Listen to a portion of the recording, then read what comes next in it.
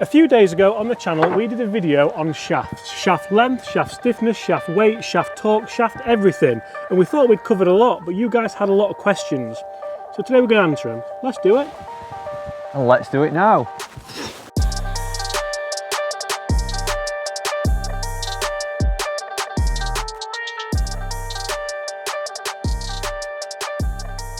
I really do need to stop making funny noises when I do that. Anyway, hi everyone, James Robinson here, guys. First things first, it's cold today.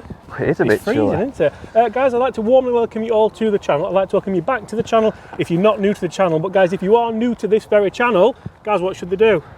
They should like, subscribe and comment below. And if you've got any questions, we've got 100 to go through already, so don't worry about it too much. So also guys, this is a two-part video because there's that many questions on our video from last week or this week, depending when this video goes out, on shafts. We're going to try and cover as many as we can, so make sure you go over and check out Gary Martin Golf for part 2 of this video, which will be very similar to this video, just different questions and different answers.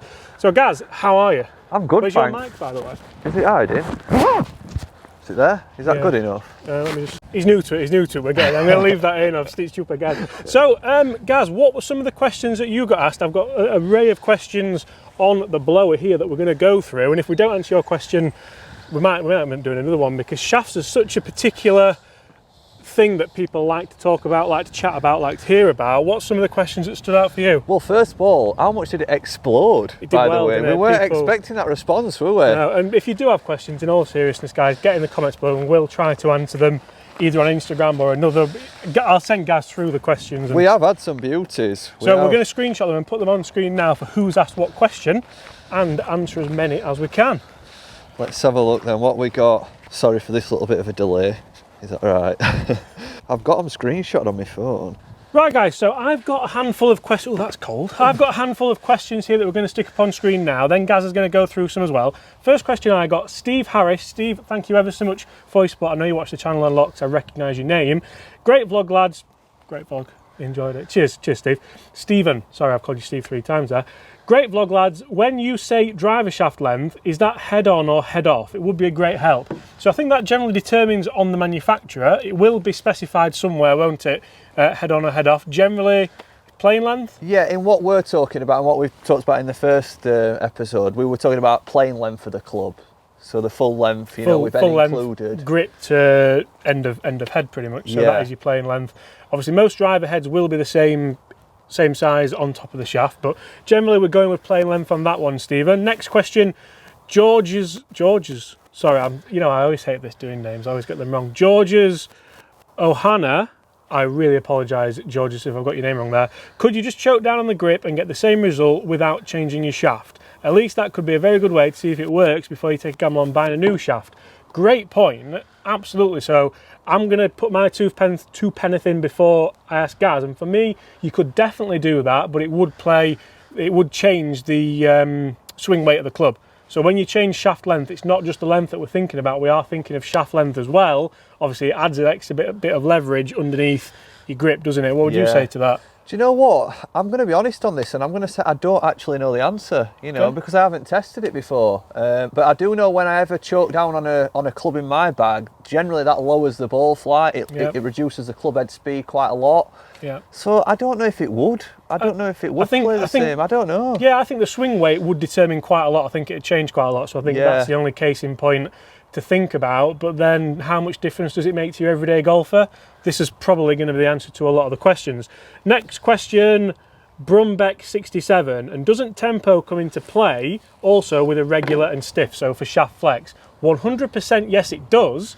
But from my past experiences on club fittings and testing clubs, tempo is usually more tip flex, where the tip point is and things like that. What do you think? I would agree on that one, yeah. I think generally flex is measured on speed, isn't it? Generally, yeah. And then your tip point, what is it called? Tip point? I think weight is probably more closely related to tempo. So, you know, if you've got a quick tempo, we may try to put you a bit heavier shaft in to slow that transition. And, you know, if it's got a slow tempo, a bit lighter weight, help you sort of create a bit more. And a lot of people will think that swing speed is your tempo, and it's not. It's a totally different thing. You might have quite a slow swing speed, but a really quick tempo to try and get that speed up. Tempo is more your transition, isn't it? That transition from top, Absolutely. Next question, Barnaby Howe. I struggle with spin, not enough spin.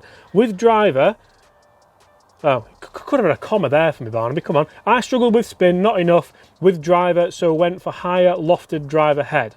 What affects spin rate more, loft or shaft? I'm going to go with you for this one. That's a great question. I think it's a combination, and for me personally, I would prefer, I mean, obviously using the head for loft, I think it's a good idea, because that's going to, it presents, when you're addressing it, it's going to look easier to use, so a bit more backspin helps keep you straight.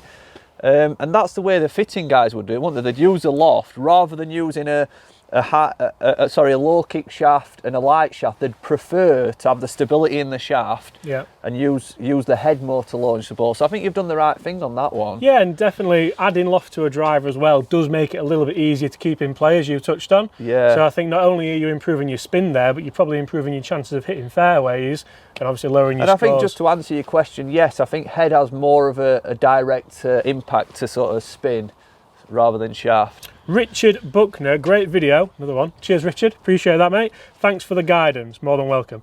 Would love to see some potential videos of you discussed as a result. Does shaft flex affect slice and fade? Got to do question. It does. I would say so. Yeah. So a slice or a fade is determined by the marriage between the club path and the club face alignment. Shaft flex determines how you release the club, or how the club is released, should I say, and the club face alignment at impact. So you might struggle to square the club face up if the shaft is too straight. If the shaft is too straight, I've had a shaft that's too straight of you. If the shaft is too stiff, then that might enhance your slice if you come across the ball. I think if you to try and explain it in simple terms, if you're using a shaft that's too light, saying that wasn't simple. No, but if you've got an open club face and you're using a shaft that's too light, the torque's high because it's a lighter shaft, that's going to obviously twist more, obviously when it strikes the ball, so effectively puts more side spin on. So that's why Gaz is here. That wasn't simple, but that's why he's here. Next question, and this is the last one I'm going to go before we take a walk. And where are we here? Let's find one at random. We're going to go with JSP. Good point about shaft length and somewhat is overlooked in reviews. Driver shafts in the 80s were 42 inches. No surprise they are less controlled at 46 inches in Cobra. Again, not a question, but a point that we're going to touch on. I was hoping to get one on shaft length. Shaft length's definitely changed massively over the last few years. Like you look at, when I test drivers from 2005 to 2020, a 15-year difference. Yes, there's differences in technology of the head. Yes, there's differences in technology of the shaft. But shaft length's about an inch and a half longer now, and that's always going to give you more club head speed because of the extra leverage. A lot of people don't quite understand how that works.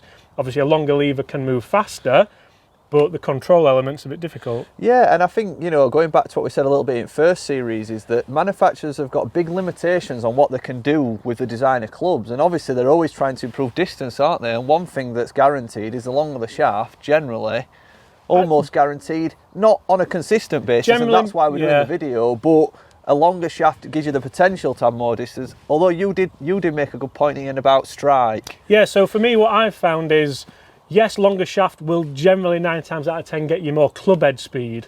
That's granted.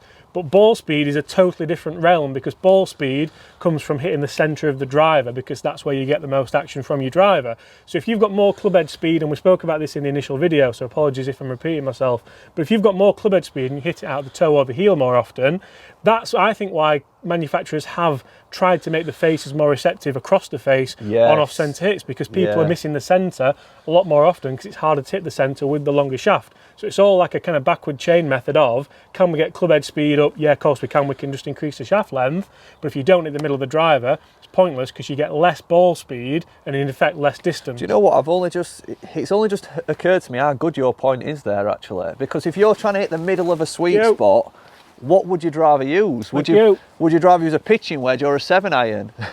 Thank you.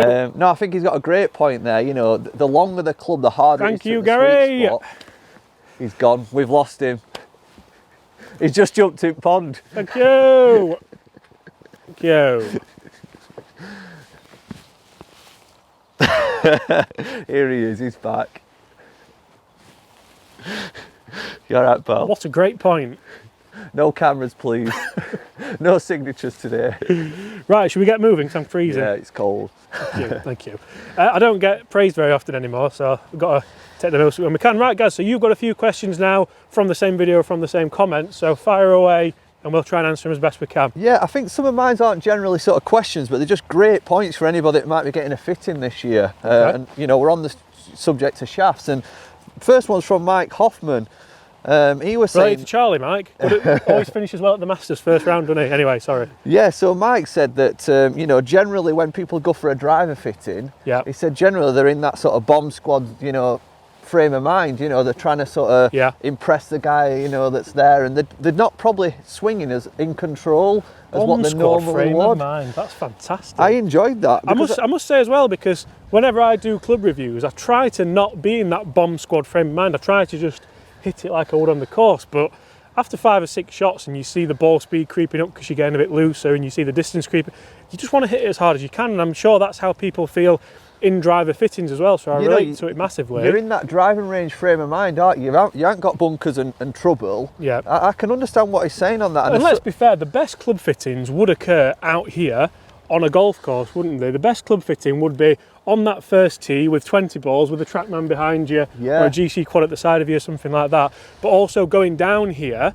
seeing where, because ultimately we're trying to see where the ball finishes. That were exactly his point, and his point were is, you know, if you're going to have a fitting this year, try and visualise yourself, you know, on the golf course and putting a, you know, just a normal swing on it. Mike, great point. Guys, great what's point. Next up? I enjoyed that one. Rick Swayze. Related to Patrick. Great movie.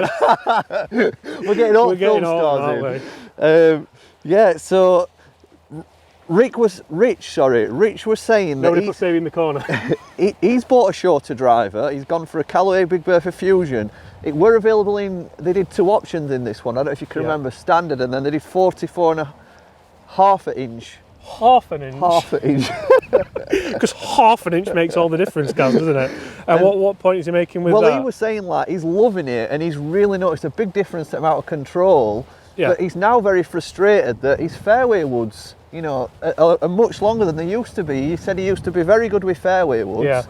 And it's only just occurred to him now that they've increased an inch in length as well. So so we're talking about length of shaft for the fairway wood, but also what I find is, and I'm relating it back to my testing as well, when I test 3 woods, a lot of people comment saying, well, you're not that very far, it's gone 250 yards. Yeah. When realistically, my driver carry, and I always go on carry distance. A lot of people think when you're testing clubs, you should look at rollout, and I don't necessarily buy that. But I'm looking at carry distance. My driver carries usually 275-ish at the moment, around 270, because I'm fat and slow. But generally, if a 3 wood goes any further than 255 for me, it's in the realm of pointless. Yeah. Because it's going to be an off-tee club just as much as it's going to be a fairway club to try and keep it in play. But then also, if I've got a ditch out there at 270, I don't want to think, oh, my 3 wood might reach it. I want to know that my 3 was going to go 255 and that's it. Well, I just thought that were a great point, because that's one that had actually, I'll put my hands up to that, that's one that had gone over my head, and I'd not considered that the length of fairway wood shafts, had increased. Yeah, I mean, even iron shafts in some, haven't they? Like, you look at the game improvement iron clubs, and we're talking about longer shafts in irons just to get more speed again, but the argument remains the same that Gaz absolutely loved. I'm not going to wander off again, but you need to hit the centre of the club. Do you know what? They're getting a bit naughty, these manufacturers, aren't they? It just seems to be all about distance. Yeah, but distance sells, doesn't it? It's like sex sells. What's the next one? The next one, another great point. Rich was saying that he's Rich done his... Rich. Oh, sorry, not First Rich. name terms here, Rich. Hang on a minute. Is it Rich again? Have I got 2? I've got 2 from Rich Swayze. Got 2 dicks. This guy knows his stuff. I didn't realise I've only just actually switched on to that. So he says he's done his research actually. Yeah. Are we turning round? Well, we're just going to let you talk, my arms are in. So he's done his research on what actual benefit there is to adding an inch onto your driver. And for every inch that's added onto his driver, you get approximately 1 miles per hour extra in club head speed, which equates to approximately, what did he say? 2 and a bit ball speed? Well, he says 2, for an average golfer who swings an average speed, an extra 2 yards in carry. So really, you know, how much? Yeah, 2 yards. So 2 yards is about, from me to you, is it? So if you sort of, you know, going to cut an inch off, you might lose 2 yards in carry, but how much are you going to gain in? Well, potentially you're going to hit the sweet spot more, like you said, and gain a lot more than that. Yeah, and hit more fairways. And hit more fairways. It all comes down to actually the differences between playing golf and the differences between just trying to boom it out there as far as I can. And that's what Bryson's probably started to find out. When he's on and he hits the middle of the face, he's probably going to have a massive advantage. But when he doesn't, the Masters, places like that, it just starts to then become, because it's such a skill to swing that fast, hit the centre of the face with a square face. That's what a lot of people don't quite get. But have you got any more, Gaz? Or no, but I think just on that point, if you're relating it to Bryson, you know, he's a very finely tuned athlete, isn't he? Yeah, much like myself. You know. So, I mean, someone like him can start to test longer club lengths because he can hit the spot with, you know, maybe a 45. So why don't you try 46? Yeah. But, you know, certainly for us, let's start hitting sweet spot first. I think that's generally where we're going to go with that conversation, isn't it? Right, guys, we've answered quite a few questions there. Well, there's loads more to go, so we're going to jump over to Gary's channel and check it out. Go over and find it. Subscribe if you like it. If you start slacking, then I'll tell you what, there might be one that you're going to be interested in. I am actually going to trim a driver down. I'm going to trim a driver, so if you guys might want to do that from home, don't get scared. Don't get scared because it's dead simple to do. Just a hacksaw, isn't it? It's not quite that easy, but it's definitely something everybody's capable of doing and not, you know, without damaging your shaft. Got to keep it rotating, haven't you, so you don't thread the graphite. That's the one. So yeah, guys, thank you so much for watching. Really hope you've enjoyed that. We're going to jump over to Gary's channel now. So I'm going to thank him for coming. Thanks a lot, guys. I'm absolutely freezing, so it probably won't be as long a video as Johnson wants to go inside. Apart from that, guys, thanks again. Any more questions, get them in. We're gonna keep these walking Wednesdays up, even though this is a Saturday. Yeah. But it's a Friday actually. Saturday tomorrow when it goes out. Oh, hey. It might even go out Sunday, I don't know. Apart from that, guys, I'll see you all tomorrow. Bye.